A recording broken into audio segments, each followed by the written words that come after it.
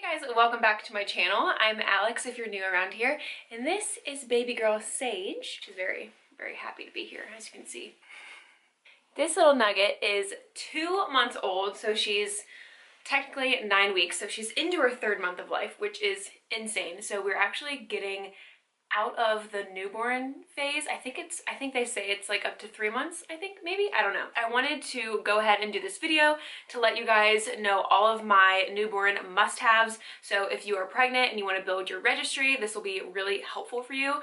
Or if you just had a baby and you're binging YouTube like I did when I first had her, then hopefully this will help you knowing what kind of things that you guys will need. So this stuff is stuff that I use every single day. There might be a couple items that I don't use every day, but they're definitely things you want to have on hand. So let's go ahead and go through all these items. I'll try and put them into categories to help you, especially if you're doing a registry, but I recommend grabbing your phone, get out your notes app on your phone, and just start kind of jotting things down. Let's go ahead and start in the sleep category. Okay, am I holding her this whole time, or what am I doing? Okay, I'm gonna have to just set her down here. Okay, so let's go ahead and talk about sleep items. What? And this is going to be kind of a minimalistic kind of approach to things, because as new moms, you're like, what do I need? And then you can start researching and think that you need to get everything in the freaking world, and that can be daunting. Sometimes you don't even know how to use things, and then also it costs a lot of money to have a baby, and we want to try to make this as affordable as possible. Literally the happiest baby on the planet until I start doing a video, and she's like, no mom, no. But she's freaking cute. We can all agree on that. Well, she's gonna be down there. Okay. All right, let's talk about newborn sleep. So your baby is going to want to be swaddled because that makes them feel like they're, you know, in the womb, because it was a very tight little situation in there. So you want to kind of emulate that when they are now earthside. The swaddles that I really like are the Halo Sleep Swaddle. We used for probably, I don't know, the first month or so at least. We just found that this one was just really nice. It's Velcro, which makes it really easy to take on and off, which I thought the sound was going to wake her up or be a problem of like the Velcro, but it wasn't. You can zip it from the bottom up, so that way you can keep them swaddled up here and change their diaper at night, which was really convenient. And we bought probably 5 different kinds of swaddles. So this one was our favorite. And then we realized that our baby does not like to have her arms down. She would fight it like a lot of babies do. We transitioned into a new swaddle, which we've been using the last probably over a month now, I think. But this is the, what is the brand? It's Love to Dream, and I just got this on Amazon, and it's the arms up swaddle. She looks like a little butterfly. It's so freaking cute. But the shape of this, it kind of goes in, so it's like tighter around their stomach, giving them that nice, cozy, tight swaddled feeling. And she has loved this. And you'll notice kind of how your baby is if you put them down and they're just like sleeping with their arms up or by their face. They might like this kind of swaddle. I guess it just kind of depends on your baby, and they have different sizes. We did get the newborn size first, and then she grew out of that like immediately. So this is the I think the medium size, and she is 2 months old and she loves this. So yeah. Next, you're gonna want some type of bassinet next to your bed, in your bedroom, etc., unless you plan to have your baby in the crib right away. Typically, babies are in the room with you for the first several months, so this can be up to like 5 or 6 months. That's just on average. Just depends on you, depends on your baby and what you want to do with your life. But we have the, what's it called? We have the Baby Delight bassinet, and it comes in like a nice neutral color, which I liked, and it just goes right up against the bed, which is so nice to wake up in the middle of the night, literally sit up, grab her, and put her back in bed, and even change her in bed, feed her in bed. But I'll make sure that I link everything below, and you can check it out and see if it's something you like. Next, you're gonna want onesies that have the feet on the bottom, so like the footy onesies, and get the ones with the zipper. That makes middle of the night changes so much easier, and not even the middle of the night, but just changing in general. Having that zipper from the bottom up is like a game changer. Our absolute favorite onesies that we have are the kite onesies, and they are made of bamboo. They're so stinking soft, and they have the little things that go over their hands so they don't scratch themselves, and then also the footies, of course, so it's great to sleep in. So sleeper, footy, I don't know what you call these, but the onesies. I don't know, guys, but they're so soft and they are really stretchy. So we've noticed that this is actually kind of growing with her, which is nice. So, and they also sell the ones without the footies on the bottom, but I just think for nighttime to keep them nice and warm and everything, I like the ones with the footies. Also, mom hack, if it's wintertime for you and you have a newborn, go ahead and put socks on them in their onesies and it keeps them nice and warm. Of course, you want to make sure your baby's not overheated. Other brands that I really like are Kate Quinn. They have amazing organic cotton and bamboo, like the cute like neutral colors. Actually, this one that she has on is Kate Quinn. It's not the footed ones, but it's just kind of like a regular onesie. That brand is really good. It's really affordable too. So I just got like a ton of them for $8 each, which is awesome. Also, Target has affordable ones. This is a little bit more of an investment, but it is so worth it because they're so soft and we just love them. Okay, next up for sleep is the passy. This child did not take a passy for the first 2 weeks of her life, and I went back and forth with this because I didn't want her to have nipple confusion. I didn't want her to be dependent on her passy or binky, whatever you call it. Got this one because we had a different version that had a longer little nipple thing to it, and she just gags every time that she tries it, so that was not working. But these are the ma'am passies, and this is like the old school ones, probably what you had back in the day when you were a baby, but now they have cute ones that have, you know, more of aesthetic to them. So I got the white and the pink ones, of course. Sucking is the only way that they can self-soothe when they're newborn, so having a passy in while they're just, I don't know, trying to go to sleep has been really helpful. I don't want her to be dependent on it, but when she's fussy or really tired is when we'll give it to her, and especially before she goes to sleep. It literally like puts her out. It's just that self-soothing thing. Okay, the last thing for sleep would be a sound machine. When babies are inside of the womb, it sounds like a loud vacuum. That's kind of like the comparison of the level of sound that they hear. So when they come out, that's actually comforting for them. So this, I think it's called, what is this called? Like a yoga hush? It's called the Hush by Yoga Sleep, and this has been a game changer. So it's portable, so you can hook it right on the car seat or just go around the house without any cords. We even use this at night with the other sound machine on, which sounds like a lot, but I'm telling you, it is a blessing. We also have the Hatch sound machine. The Hatch stays in her room, so we use that for naps. And then at night when she's sleeping in our room with us, we actually have a Google Home. So we just say, hey Google, play rain music or white noise or whatever, and that's what we used even before we had her, but now we use that along with this in her bassinet, which seems like overkill, but drowning out any kind of noise just makes her sleep literally like a baby, and it's just helpful for everyone. But again, I can't recommend this enough. If there's one thing, I would say get this. Okay, next let's talk about baby hygiene stuff. So the first thing that I'll talk about is a diaper rash cream. It's really important for me to have something that's natural and non-toxic for her. So this brand is Welletta. I've stayed away from the commercial ones that have like petroleum in them, that have talc in them, or Desitin has that, which I got because she had a really, really bad diaper rash, and my mom and I were out. She's like, this works, like this is what I use on you guys, like it'll clear up immediately. And I was just like, at that point I was like, I'll do anything, like okay. And then I looked at the ingredients and I was like, that's gonna be an absolute no. They have shampoos and conditioners and stuff like that, which right now I haven't been using on her. I've just been doing Dr. Bronner's as the soap, which that'll be the next thing I'll talk about. Let's talk about that. It's just an unscented one, so I'll use that to, you know, wash her body, wash her hair in the bath, which for newborns, you don't want to use soap a lot, so we've only been using soap like once or twice a week because it'll, you know, dry out their skin and they don't really need it. Their skin is so pure, their bodies are so pure, you don't want to put anything on their skin. And with the vernix being kept on them when they're first born is really important, so you don't want to wash that off, especially using soap. While we're talking about bath stuff, we have just a little tub that I'll show you that we use in our bath, and it's a non-slip thing. She sits in it. We fill our bath about like 1/4 of the way. Oh, another mom hack with that is to swaddle your baby when you put them in the tub because it makes them feel like they're in the womb again. Something about that is just comforting. It also helps to keep them really warm in the bath so that the air hitting their wet skin doesn't make them cold.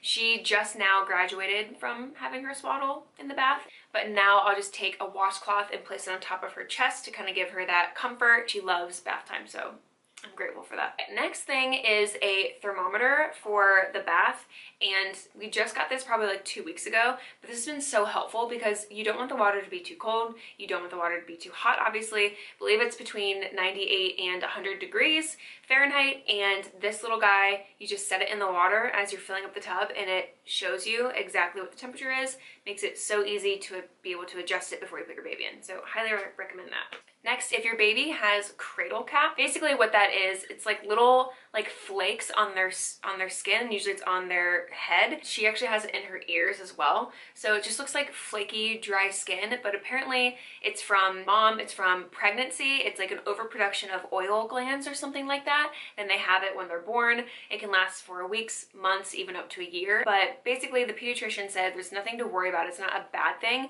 It just happens. So an easy way to get rid of it is to do one of these silicone pads. I just got this off of Amazon. It's not even in the baby section. This was just like a normal adult silicone thing that you wash your face with, but the pediatrician said this works perfectly. And just to go ahead and scrub it on top of their head while they're in the bath, and eventually those flakes will start to come off. I've also read that coconut oil helps with it too, so I've done like a little bit of that on her hair and then kind of like wash it off. I haven't done that a whole lot, but I probably need to because she does have it literally like all over her head, and it's also on the inside of her ears, so we'll handle that. Okay, next is a thermometer, and this one is the Freedom Mom one, and it is a rectal thermometer. And I asked the pediatrician, I'm like, is there one that we can get that you recommend that's just under the arm so we don't have to do that to her? And obviously this is not something we're using every day, but a must-have, you know, to have on hand. But she said, no, you really want it to be a rectal one because that's going to give you the most accurate reading. And she said, when, you know, if you call your baby has a fever, like I have to know what it is exactly to be able to advise you on what to do. So make sure that you get one that is a rectal one. And then as they get older, I think they can graduate to the one that's like in their mouth or under their armpit. Okay, next up is this nail filing kit. This is actually a game changer because nail clippers, apparently they're really hard to do, which I can imagine on a newborn because newborns are moving all around, and if you clip it wrong, you're gonna cut them. A couple of my friends have said that's happened, and it was a traumatic experience for everyone. So my friend told me about this, and there's different pads that like grow with them as they get older, and it's so nice because it literally files their nails perfectly, and you can rub it all over their skin, and it does not cut them or shave their skin off or anything like that. It's super gentle and really effective. So I would highly recommend doing this because their nails grow so fast and they move around and they scratch themselves. So yeah. Aside from diaper rash cream, having just a go-to every single day balm to put on the baby, it kind of acts as like a barrier on their skin. So when they do go to the bathroom, it's easy to wipe off and it protects their skin from the poop like literally going on their skin and making them irritated. So the one that I use, it's not in stores, so sorry, but it's called Glow Balm, and my friend actually makes it, and the ingredients are almond oil, jojoba oil, coconut oil, beeswax, cocoa butter, and then vitamin E oil. So if you happen to want some of this, just email me and I'll hook you up, okay? Okay, last few things in this category are supplements. So I use the Wellement's supplements. I use these specifically because you're able to put them on their passy or like on your nipple. I actually ordered Garden of Life, which I use a lot of the time for supplements for myself. Those instructions said that you can't put directly in the baby's mouth.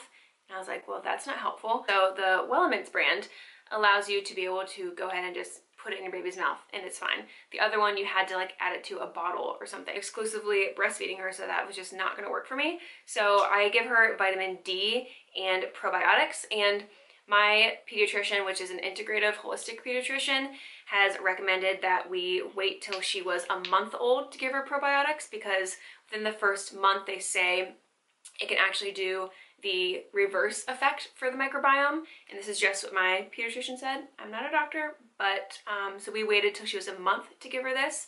And then for the vitamin D, we gave her when I think she was like a few weeks old when we started giving her this. And it's just a drop. I believe she said to start out with 400 IUs a day, and then you can build up to 1,000 after she was a month old. But again, talk to your pediatrician. Don't take my advice for it. That is just what we are doing. You need to go take your nap, honey.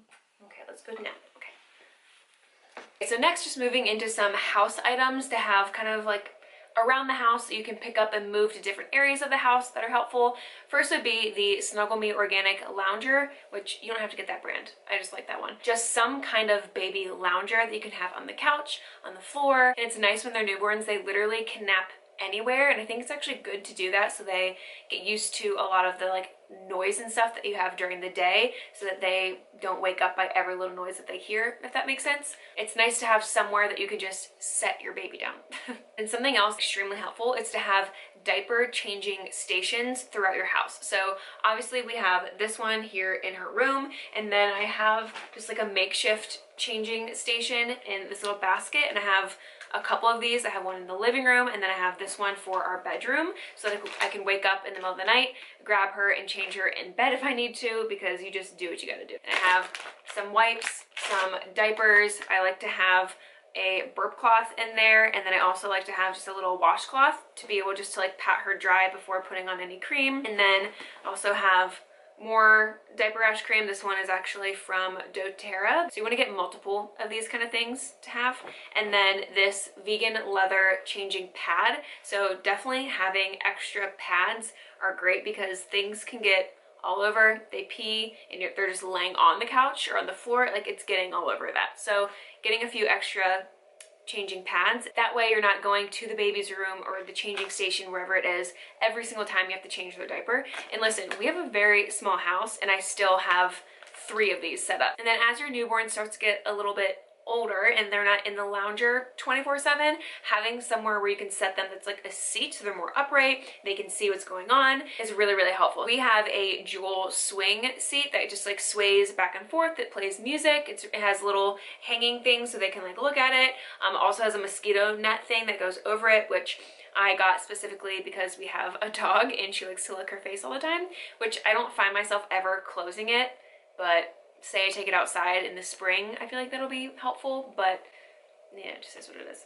But the one that we use the most is the baby Bjorn seat, and I just put that in the kitchen while I'm cooking, or I literally just move it all around the house so that she can see what I'm doing, and I also can get stuff done. Like I'll set it down and just like fold laundry in front of her, and that way she's able to kind of still see me and see what I'm doing, and it's really good stimulation. So definitely have a lounger and a seat. And then also having some kind of play mat. Again, that's portable. You can take it room to room, and that way they can have some free play so they can move all around, they can look around. Having space for them just to kind of like lay out and play is really great. And then on top of that, having a little baby gym, which I just got probably about a week ago. So we went, I don't know, 7 or 8 weeks without this, but I noticed that she needed to get stimulated a little bit more, and just to help with her development, this wooden play gym has been really helpful. She'll lay on the little play mat and just look up at it, and she's not at the point yet where she's reaching for it and like playing with it, but she will be. So it kind of gets to grow with them as they get older, and it's really light and easy just to like literally pick up and bring anywhere in the house. Then other little household items to always have on hand for a newborn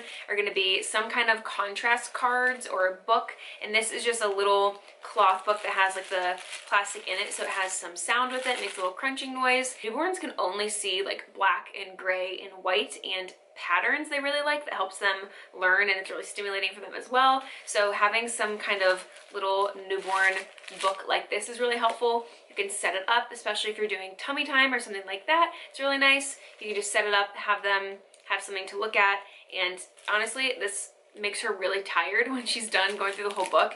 She's like, okay, I'm done. That was enough. I've learned a lot. I'm tired now. Okay, I'm going to go ahead and insert this here because I forgot to mention it when I was filming the video. But this Ubbi diaper pail is so nice because literally you can use your own bags in it. So it's unlike the Diaper Genie to where you have to use the refills that they sell. So this is just our own plastic bag in there, and it doesn't stick out, which is nice. And it's made of steel, so it keeps the odor locked in and the room does not smell like poop. So I highly recommend the Ubbi. And then right behind our TV in our room on our dresser, we have a vaporizer. So wherever the baby's sleeping, this is gonna be helpful to have because you can't give newborns medicine if they end up getting a cold and they're congested. Being able to have a vaporizer that humidifies the air is gonna help their chest and their nose have a clear pathway to breathe. So I really would recommend having this wherever your baby's sleeping. I would also recommend getting a salt lamp in your bedroom or wherever you're gonna be changing the baby in the middle of the night. This has been so helpful to be able to click this on and not have a really bright light that wakes anyone up, and it's just this nice calming kind of amber ambiance you got going on. And then another thing is a diaper bag, which you probably already thought of, but I would recommend getting a diaper bag that is big enough because you fill it up so fast. I don't even know how that happens, but it fills up very quickly. And I've ended up using this instead of a purse, and I put this on my registry because this was like my dream diaper bag. It's more expensive, and I just wanted to see like, hey, maybe someone will get it for me, and they did. So just go ahead and put it on there. You never know what can happen. This is a vegan leather one. It fits my aesthetic. It's not completely necessary to have this or an expensive diaper bag by any means, but definitely have something that's big, and also having one that has a changing pad in it, I definitely would recommend. I think most diaper bags do, but this is just great, again, for on the go. This is already in there, and it's one less thing I have to think of to try to pack because it came with it. And I like this one because it's a backpack, so instead of having something just on my shoulder like weighing me down, and you have a lot of things you're carrying with a baby, so having this just like on my back just feels so much better. Okay, I've been rambling for a very long time, but I'm really just trying to help you all out. Okay, so the very last section is going to be for those who are going to be breastfeeding, and I have been exclusively breastfeeding, so these are the things that have been really helpful for me. And if you are choosing to breastfeed, it can be a challenging journey, and I've heard so many different women say different things about their journey with it. Things can go really well, and then there's a bump in the road, and it's like, wait, what's going on? You just have to learn so much about it. You and your baby are learning each other, so I would just encourage you to just keep going, and you got this. Just power on through. You're doing such an amazing thing. For new moms that want to breastfeed and they just feel like this is going to be like a very daunting thing, which I definitely did. I knew that I wanted to exclusively breastfeed, but I know that it's not that easy for everyone, so I was really nervous, I guess, to start this journey, and just really sensitive, so I didn't think I was going to like it, enjoy it, and that almost made me feel guilty before it even started, of like, this is for my baby, but am I gonna resent my baby because I don't like the way it feels? I had a whole mind thing with this, but my experience coming from someone who felt that way and then had my baby and have been exclusively breastfeeding her, I have been blown away by the experience. The very beginning was really hard because my boobs just hurt. They were just, my nipples were raw, and I was just like, oh my gosh, is this ever going to not hurt? And I've really enjoyed the journey of nursing her, and I am like really surprised the way that I feel about it. But all that to say, if you have any issues, or I mean, even if you don't even have any issues when you just have your baby, take advantage of the lactation consultant in the hospital. If you're not in a hospital, there are lactation consultants that can come to your house or that you can go see aside from the hospital, so take advantage of that. So in the beginning, when it is really hard, having some kind of nipple butter is going to be a game changer. And if you don't get something specific like this is the Earth Mama organic nipple butter. If you don't get something like this, coconut oil is going to be miraculous. So go ahead and just buy some coconut oil at the store, and it's literally like the same thing. This has a little bit more in it, but honestly, coconut oil will do the job. You're also going to want some reusable nursing pads, and I'm telling you, these have come in handy so many times. Weird thing that happens when you get close to your baby, or your baby is about to feed, or if you hear your baby crying, your boobs literally get on a schedule and will just start leaking everywhere. Everywhere. Through your bra, through your shirt, through a robe even. It happens.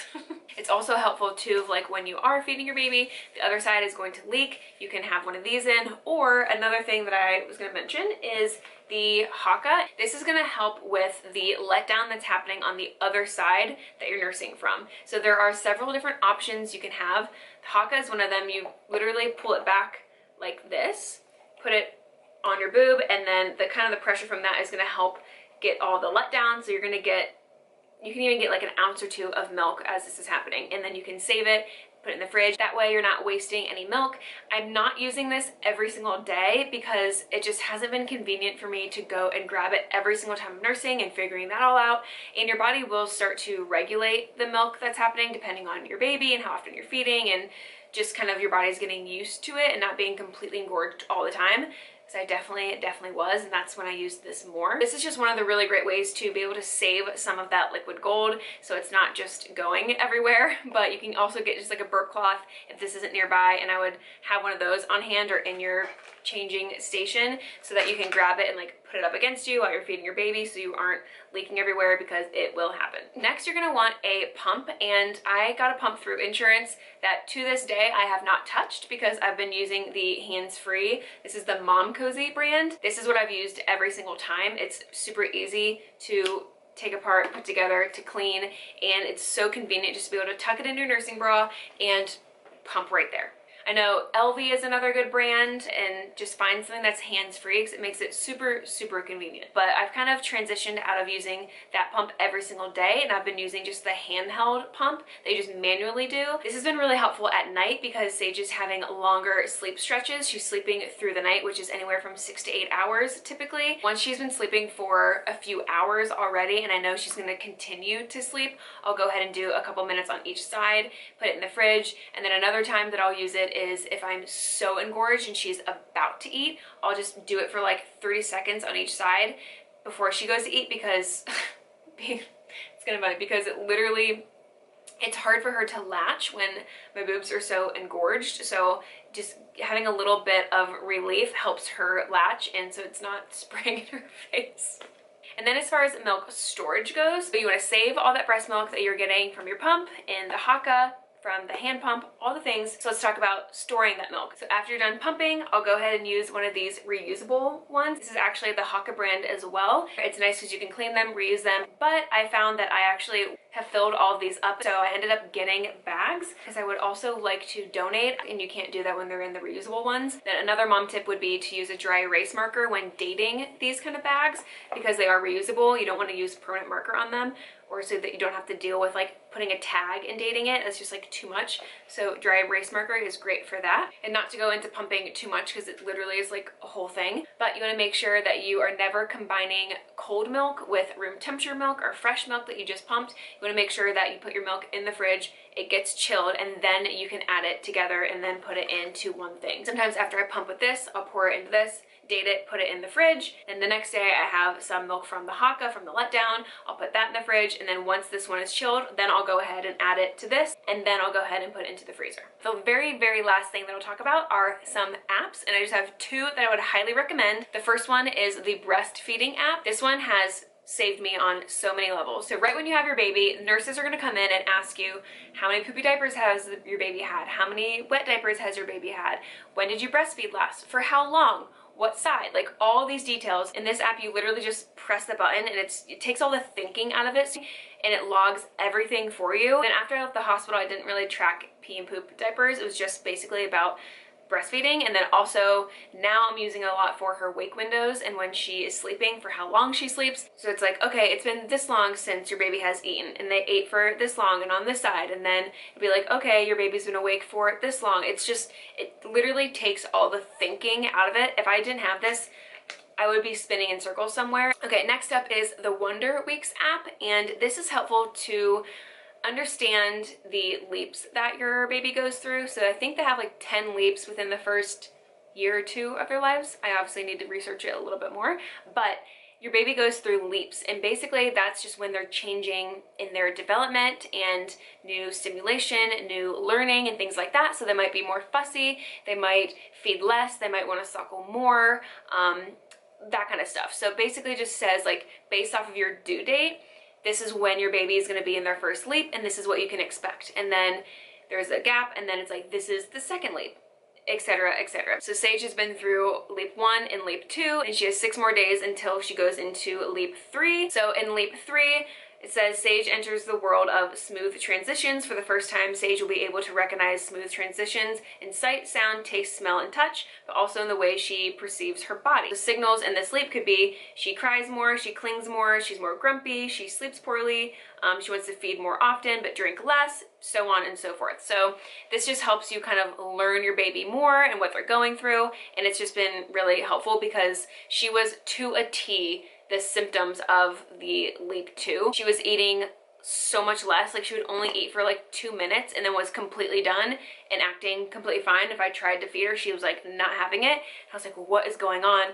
I read this and I was like, oh, she's in a leap. And then she was completely fine like a couple days later. So it just helps to kind of understand what is going on as you learn your baby. I know I rambled on for a long time, but I hope that these products and little tips help you. If you're a new mom, congratulations. And if you're expecting, congratulations.